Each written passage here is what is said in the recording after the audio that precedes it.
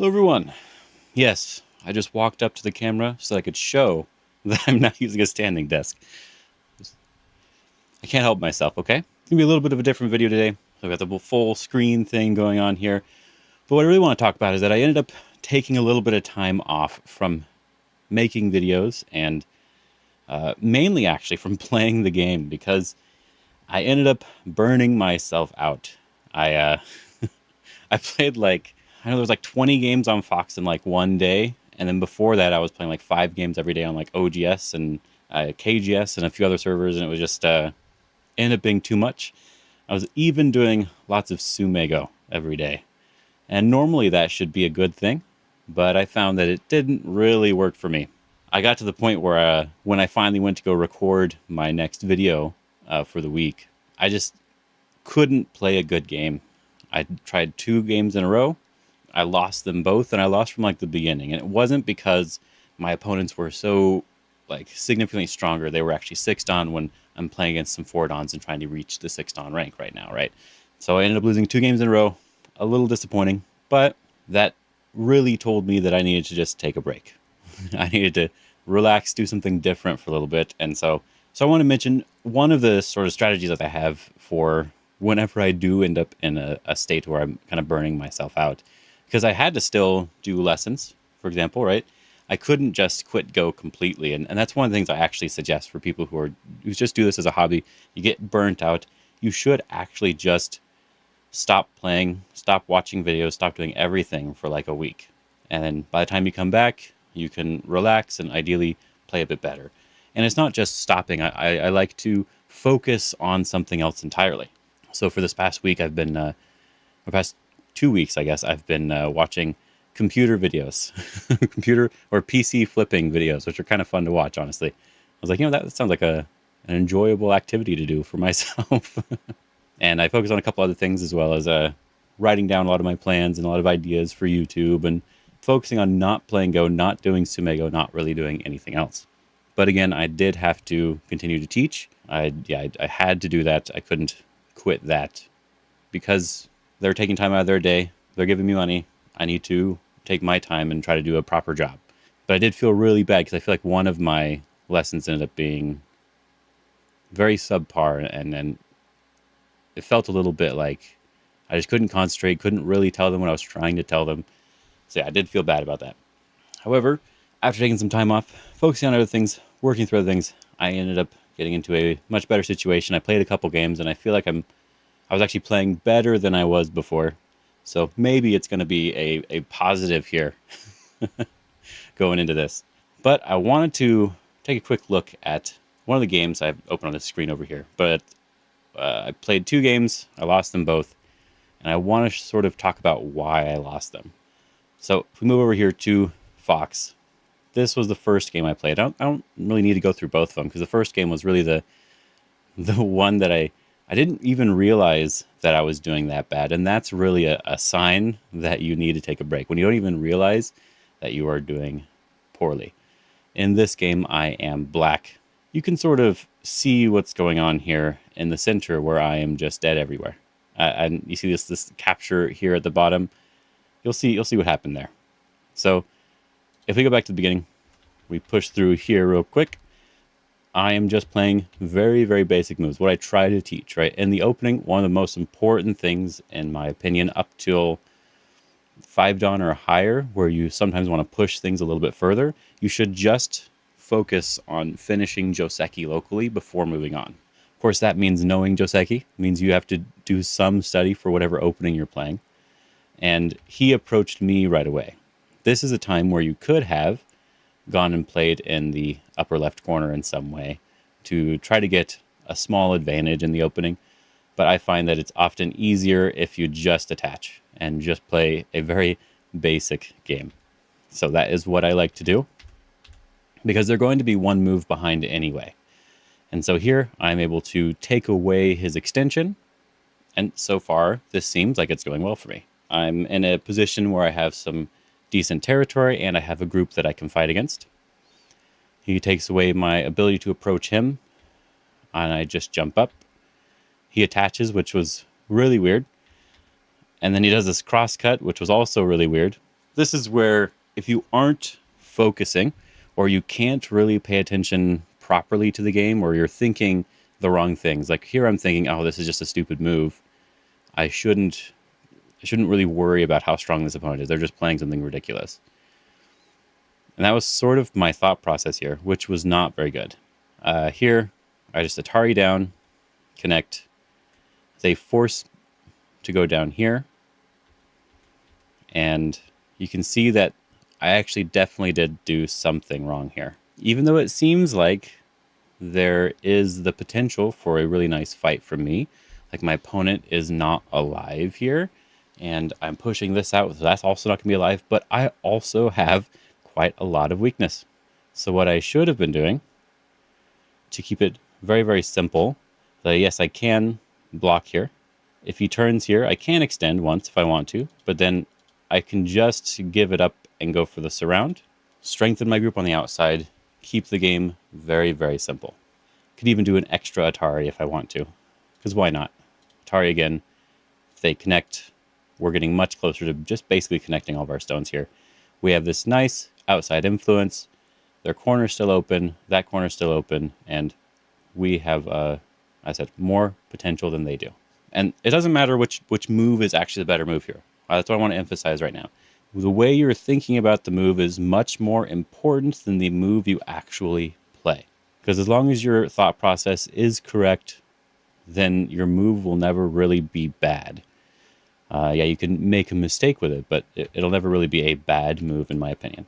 Because as I said, what I was thinking here was like, I can probably just finish the game really quickly.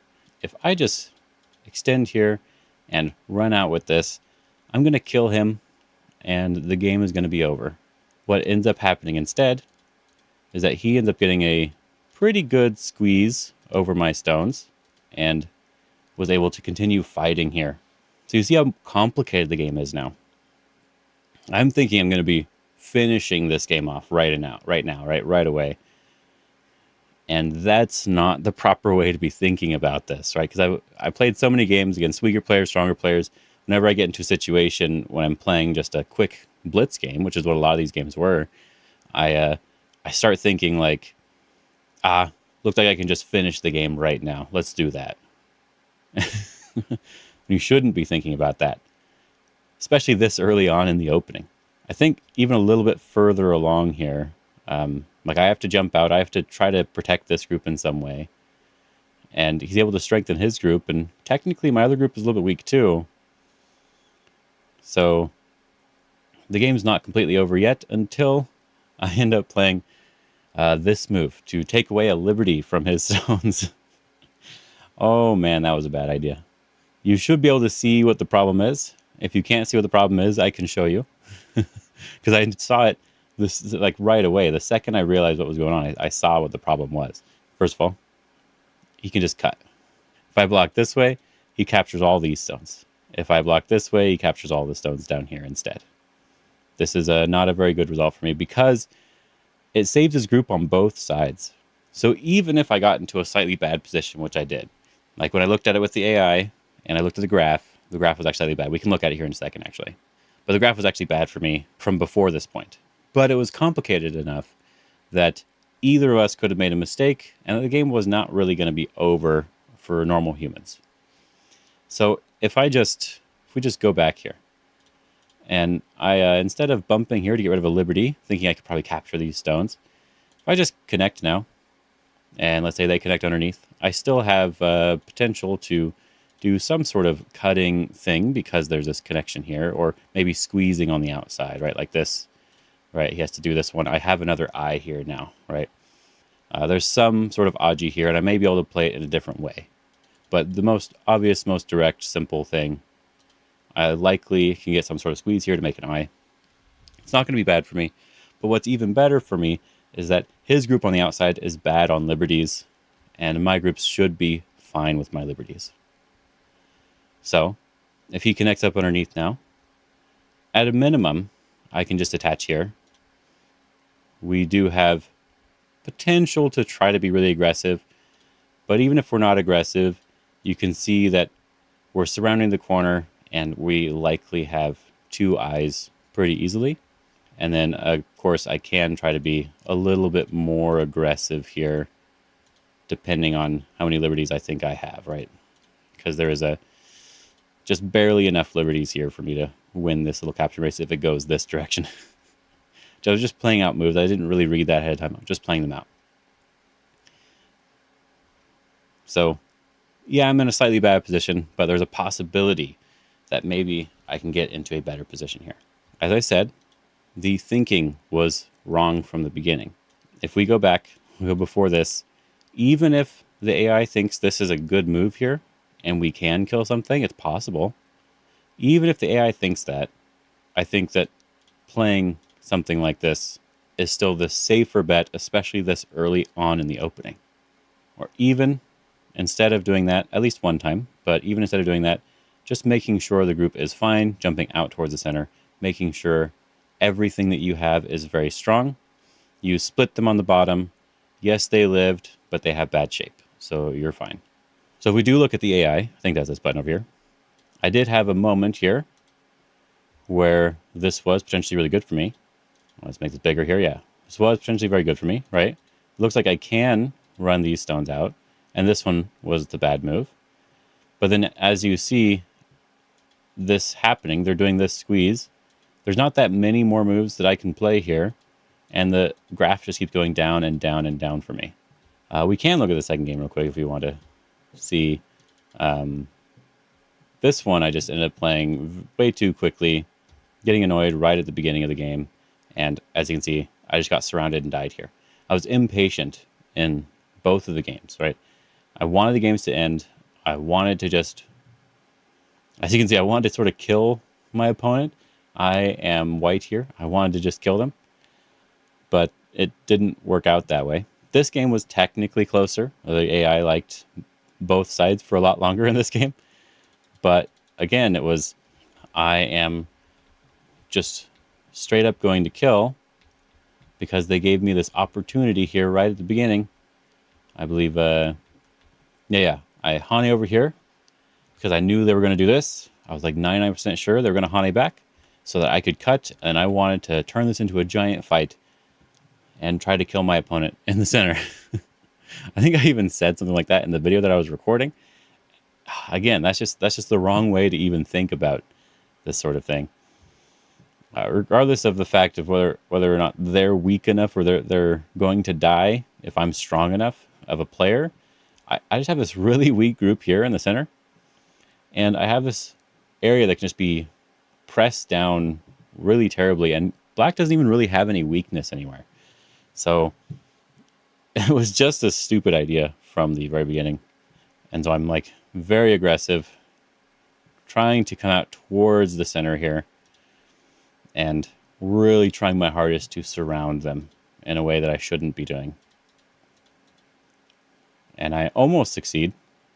I actually think I actually did technically succeed, but then I messed up here because they can cut with this move. And so if I had blocked that earlier properly, they might have died, but it's a bit too late now because I wasn't really able to think clearly even in this reading situation. So, you know what? That sucks, but I have to move on in some way.